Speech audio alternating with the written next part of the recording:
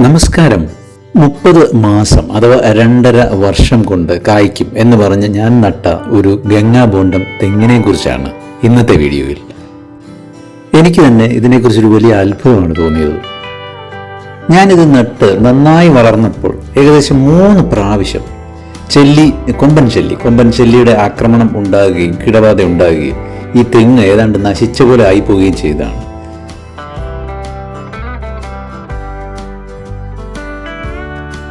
വളരെ ശ്രദ്ധിച്ചിട്ടും ഈ കൊമ്പൻ ചെല്ലിയുടെ ആക്രമണത്തിൽ നിന്ന് ഇതിനെ രക്ഷിക്കാൻ എനിക്ക് കഴിഞ്ഞില്ല. ഓരോ പ്രാവശ്യവും ആക്രമണം ഉണ്ടാകുമ്പോൾ ഞാൻ ഇതിൻ്റെ മടലുകൾക്കുള്ളിൽ മണലും ഉപ്പും അത് കൂടാതെ നമ്മുടെ നത്ലിൻ ടാബ്ലറ്റ് പാറ്റാഗുളികയും ഇട്ടുകൊടുക്കുമായിരുന്നു. ഒരുപക്ഷെ എൻ്റെ കോഴി ഫാമിനോട് ചേർന്ന് ഈ തെങ്ങ് നിൽക്കുന്നതുകൊണ്ടാകാം ഇത്രയധികം പ്രാവശ്യം ഇതിനെ ആക്രമിച്ചത് എന്ന് എനിക്ക് തോന്നാറുണ്ട്. പക്ഷേ അത്ഭുതം എന്ന് പറയട്ടെ, 3ാമത്തെ പ്രാവശ്യം ഉണ്ടായ ആക്രമണത്തിന് ശേഷമുള്ള വീഡിയോയാണ് നിങ്ങളിപ്പോൾ കണ്ടുകൊണ്ടിരിക്കുന്നത്.